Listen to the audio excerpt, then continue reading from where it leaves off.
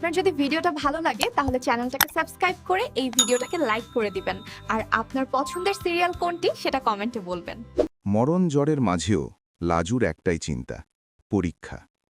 ভালোবাসা, স্বার্থ আর স্বপ্নের লড়াই এখন শুরু। কোণে দেখা আলো, এবার কে রাখবে পথরোধ আর কে জিতবে? মরণ জ্বর নিয়ে যখন কেউ বিছানা থেকে উঠতে পারে না, তখনই লাজু দৌড়ে গেল পরীক্ষার হলে। কিন্তু কেন? আর শেষমেশ কি হলো জানলে আপনি অবাক হয়ে যাবেন। অসুস্থ লাজুকে পরীক্ষা দিতে নিয়ে যাওয়ার সিদ্ধান্ত এই একটি মাত্র বিষয় ঘিরেই যেন পুরো গল্পের উত্তেজনা, সম্পর্কের টানাপড়েন আর মানুষের আসল মুখগুলো একে একে সামনে আসে। গল্পের শুরুতেই দেখা যায় অনুভব বাড়িতে ফিরে এসেছে, কিন্তু তার মনটা অদ্ভুতভাবে অস্থির। ঠিক তখনই বনলতা ফোন করে জানায় তার শরীর খারাপ। কণ্ঠে এমন একটা দুর্বলতার সুর, যেন খুব অসুস্থ। কিন্তু অনুভবের কেমন যেন সন্দেহ হয়, এই অসুস্থতা কি সত্যি নাকি অন্য কিছু। তবুও সে কিছু বলে না, শুধু শোনে। কিছুক্ষণ পর বনলতা হঠাৎই প্রশ্ন করে, তোমার কি লাজুর সাথে দেখা হয়েছে? এই প্রশ্নেই যেন অনুভবের ধৈর্য ভেঙে যায়। সে রাগে বলে ওঠে, এটা তোমার জানার দরকার কি? আমি কি বলিনি আমার ব্যক্তিগত ব্যাপারে নাক গলাবে না? বনলতা থেমে যায় না, বরং একটু কষ্টের সুরে বলে, আমি তোমার স্ত্রী, তোমার প্রতি খেয়াল রাখব না তো কার প্রতি রাখব? কিন্তু অনুভব তখন আর সেই কথায় নরম হয় না। তার গলায় বিরক্তি স্পষ্ট। তুমি যা খুশি করো, কিন্তু আমার জীবনে অতটা ইন্টারফেয়ার করো না। এই ছোট্ট কথোপকথনের মধ্যেই বোঝা যায় তাদের সম্পর্কের ভিত কতটা দুর্বল হয়ে পড়েছে। অন্যদিকে লাজুর অবস্থা ক্রমেই খারাপের দিকে যেতে থাকে। সারাদিন পড়াশোনা করতে করতে ক্লান্ত হয়ে সে রাতে ঘুমিয়ে পড়েছিল। কিন্তু সেই ঘুম আর শান্তির ছিল না। তার শরীর জ্বরে পুড়ছে, কপালে ঘাম জমে আছে। মাঝরাতে সুদে বেশে যখন তার গায়ে হাত রাখে, তখন সে যেন ভয় পেয়ে যায়। এত জ্বর! সকালবেলা বাড়ির অন্যরা জেগে উঠে লাজুর এই অবস্থা দেখে কিছুটা চিন্তিত হলেও কেউ তেমন গুরুত্ব দেয় না। দীপা আর বড়জা মিলে জলপট্টি দিতে থাকে, কিন্তু তাতে কোনো লাভ হয় না। সুদেব ঠিক করে ডাক্তার ডাকবে, কিন্তু তার মা কমলা একেবারেই বাধা দেয়। এই বাড়িতে কোনো ডাক্তার আসবে না, এই মেয়ের জন্য এত বাড়াবাড়ি করার দরকার নেই। এই কথা শুনে সুদেব যেন ভিতরে ভিতরে ভেঙে পড়ে। তবুও সে দৃঢ় গলায় বলে, ও আমার স্ত্রী, ওর এই অবস্থায় আমি কিছু না করে বসে থাকতে পারি না। এই প্রথমবার সে মায়ের বিরুদ্ধে কথা বলে। তার চোখে তখন দায়িত্ব আর ভালোবাসা দুটোই স্পষ্ট।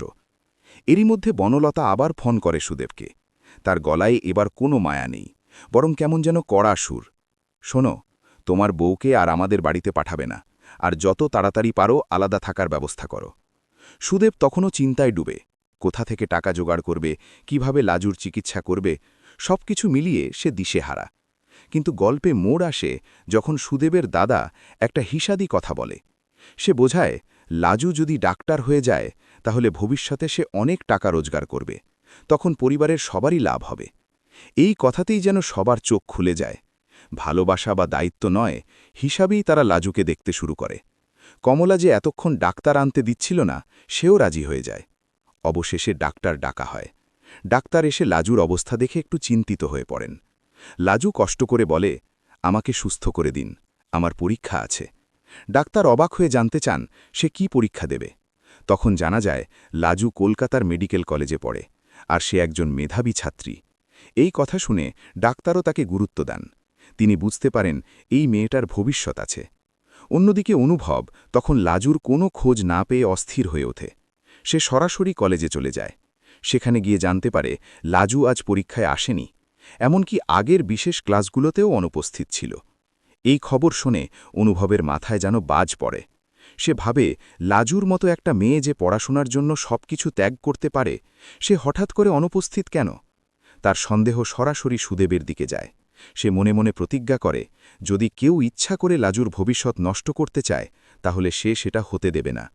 অন্যদিকে লাজু বিছানায় শুয়ে বারবার চেষ্টা করছে উঠে বসার, কিন্তু শরীর তাকে সাড়া দিচ্ছে না। তবুও তার মাথায় একটাই চিন্তা, পরীক্ষা। এই সময় অনুভব সিদ্ধান্ত নেয় সে নিজে গিয়ে লাজুকে নিয়ে আসবে। প্রয়োজনে জোর করেই তাকে পরীক্ষা কেন্দ্রে নিয়ে যাবে। অন্যদিকে বনলতা এই সব কিছু বুঝতে পেরে আরও অস্থির হয়ে ওঠে। তার মনে ভয়, অনুভব যদি আবার লাজুর কাছে ফিরে যায়। তার ভিতরে এক ধরনের হিংসা কাজ করে। সে ভাবে, অনুভব শুধু আমার, আমি তাকে কারো সাথে ভাগ করব না। এই গল্পের এই জায়গায় এসে সম্পর্কগুলো আরও জটিল হয়ে ওঠে। ভালোবাসা, অধিকার, স্বার্থ আর ভবিষ্যতের লড়াই একসাথে জড়িয়ে যায়। শেষে প্রশ্নটা থেকেই যায়, অনুভব কি সত্যিই লাজুকে নিয়ে যেতে পারবে? লাজু কি তার জীবনের সবচেয়ে গুরুত্বপূর্ণ পরীক্ষাটা দিতে পারবে? আর বনলতা কি এত সহজে সব মেনে নেবে? সকালটা যেন অন্যরকম এক উত্তেজনা নিয়ে শুরু হয়। অনুভব আর দেরি না করে গ্রামের বাড়ির দিকে রওনা দেয়। তার মনে একটাই কথা, যেভাবেই হোক লাজুকে পরীক্ষা দিতে হবে। রাস্তার ধুলো উঠতে থাকে আর তার ভিতরের অস্থিরতা আরও বাড়তে থাকে। সে মনে মনে ভাবতে থাকে, যদি দেরি হয়ে যায়, যদি লাজু আর উঠতেই না পারে, তাহলে সব শেষ হয়ে যাবে।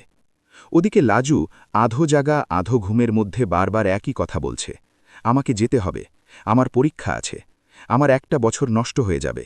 তার গলাটা দুর্বল, কিন্তু ইচ্ছেটা শক্ত। দীপা পাশে বসে কাঁদতে কাঁদতে বলে, ছোট বৌদি, মিউজিক, তুমি একটু শক্ত হও, আমরা কিছু একটা করব। কিন্তু লাজুর শরীর আর সায় দিচ্ছে না। ঠিক তখনই দরজার সামনে গাড়ির শব্দ শোনা যায়। সবাই চমকে ওঠে। অনুভব এসে পৌঁছেছে। তার চোখে মুখে একরাশ চিন্তা আর রাগ। সে ঘরে ঢুকেই লাজুর দিকে তাকায়, আর মুহূর্তেই বুঝে যায় পরিস্থিতি কতটা খারাপ। সে কারো সাথে কোনো কথা না বলে সোজা লাজুর কাছে গিয়ে বসে, কপালে হাত রাখে। জ্বর এখনও কমেনি। অনুভব দৃঢ় গলায় বলে, আমি লাজুকে নিয়ে যাচ্ছি, এখনই পরীক্ষা দিতে হবে। সুদেব একটু থমকে যায়। সে জানে অনুভব যা বলছে তা ভুল না, কিন্তু বাড়ির সবার সামনে সে কিছু বলতে পারছে না। কমলা তৎক্ষণাৎ চিৎকার করে ওঠে, এই মেয়েকে নিয়ে কোথাও যাওয়া যাবে না। এই অবস্থায় বাইরে বেরোলে যদি কিছু হয়ে যায়, তখন দায় নেবে কে? অনুভব এবার আর চুপ থাকে না। সে ঘুরে দাঁড়িয়ে বলে, দায় আমি নেব। আমি ওর ভবিষ্যতের দায় নিচ্ছি। আপনারা কেউ যদি সত্যিই ওর ভালো চাইতেন, তাহলে এতক্ষণে ডাক্তার দেখিয়ে সুস্থ করে তুলতেন। শুধু কথা বললেই দায়িত্ব পালন হয় না। ঘরের মধ্যে এক মুহূর্তের জন্য নিস্তব্ধতা নেমে আসে। সুদেব ধীরে ধীরে বলে, আমি তোমার সাথে আছি। লাজুকে নিয়ে যাও, পরীক্ষা দিতে হবে। ওর এই সুযোগটা নষ্ট করা ঠিক হবে না। কমলা রেগে গিয়ে বলে, তাহলে যা খুশি করো, পরে যেন কেউ আমার কাছে এসে কাঁদতে না আসে। কিন্তু এবার আর কেউ তার কথায় কান দেয় না। অনুভব আর সুদেব মিলে খুব সাবধানে লাজুকে উঠিয়ে গাড়িতে বসায়। লাজু চোখ মেলে অনুভবকে দেখে, খুব আস্তে বলে, তুমি এসেছ, আমি জানতাম তুমি আসবে। অনুভব একটু থেমে যায়। তার গলায় আবেগ জমে ওঠে, কিন্তু সে নিজেকে সামলে নিয়ে বলে, এখন কথা না বলে শক্ত হয়ে বসো, আমাদের অনেক পথ যেতে হবে। গাড়ি দ্রুত এগিয়ে চলে। রাস্তার প্রতিটা মুহূর্ত যেন সময়ের সাথে যুদ্ধ করছে। লাজু মাঝে মাঝে অজ্ঞান হয়ে পড়ছে, আবার জেগে উঠছে, আর শুধু একটা কথাই বলছে, পরীক্ষা। কলেজে পৌঁছতে পৌঁছতে প্রায় সময় শেষ হয়ে আসে। গেটের সামনে দারোয়ান প্রথমে ঢুকতে দিতে চায় না, কারণ পরীক্ষা শুরু হয়ে গেছে। কিন্তু অনুভব হাল ছাড়ে না। সে প্রিন্সিপালের কাছে ছুটে যায়, সব কিছু খুলে বলে। প্রিন্সিপাল ম্যাডাম কিছুক্ষণ চুপ করে থাকেন, তারপর বলেন, নিয়ম ভাঙা সহজ নয়, কিন্তু এমন পরিস্থিতিতে আমরা মানুষ হিসাবে দায়িত্ব এড়াতে পারি না। তিনি দ্রুত ব্যবস্থা করেন। লাজুকে আলাদা একটি রুমে বসিয়ে পরীক্ষা দেওয়ার অনুমতি দেন। লাজুকে যখন চেয়ারে বসানো হয়, তখন তার হাত কাঁপছে, চোখ ঝাপসা হয়ে যাচ্ছে, কিন্তু সে কলমটা শক্ত করে ধরে প্রথম প্রশ্নটার দিকে তাকায়। তার মাথার মধ্যে হাজারো কষ্ট, দুঃখ, অপমান সবকিছু একসাথে ঘুরতে থাকে, কিন্তু তার চেয়েও বড় হয়ে দাঁড়ায় তার স্বপ্ন। ধীরে ধীরে সে লিখতে শুরু করে। প্রথমে অক্ষরগুলো কাঁপা কাঁপা ছিল, কিন্তু কিছুক্ষণ পর তার হাত স্থির হয়ে যায়, যেন তার ভেতরের শক্তিটা আবার ফিরে এসেছে। বাইরে দাঁড়িয়ে অনুভব আর সুদেব অপেক্ষা করছে। দুজনের মনেই ভয় আর আশার লড়াই চলছে। অনুভব মনে মনে ভাবে, আজ যদি লাজু এই পরীক্ষা দিতে পারে, তাহলে কেউ আর তার পথ আটকাতে পারবে না। সুদেব চুপচাপ দাঁড়িয়ে থাকে। তার মনে অপরাধ বোধ। সে বুঝতে পারে এতদিন সে ঠিকভাবে লাজুর পাশে দাঁড়াতে পারেনি। আজ সে মনে মনে প্রতিজ্ঞা করে, যাই হোক না কেন, এবার থেকে সে তার স্ত্রীর স্বপ্নের পাশে থাকবে। কয়েক ঘণ্টা পর পরীক্ষা শেষ হয়। লাজু ধীরে ধীরে বাইরে বেরিয়ে আসে। তার মুখে ক্লান্তি, কিন্তু চোখে এক অদ্ভুত তৃপ্তি। সে পেরেছে, সে হেরে যায়নি। অনুভব এগিয়ে এসে জিজ্ঞেস করে, কেমন হয়েছে? লাজু খুব আস্তে হাসে আর বলে, আমি চেষ্টা করেছি, বাকিটা আল্লাহর ইচ্ছে। ঠিক তখনই দূরে দাঁড়িয়ে থাকা এক পরিচিত ছায়া চোখে পড়ে, বনলতা। সে সব কিছু দেখছিল, তার চোখে রাগ, হিংসা আর অদ্ভুত এক অস্থিরতা। সে বুঝতে পারে গল্পটা এখানেই শেষ নয়, বরং আসল লড়াই এখনও বাকি। আপনার হলে কি করতেন? এই অবস্থায় পরীক্ষা দিতে যেতেন? কমেন্টে জানাবেন। আপনি কি মনে করেন লাজু ঠিক করেছে, নাকি নিজের জীবন ঝুঁকিতে ফেলেছে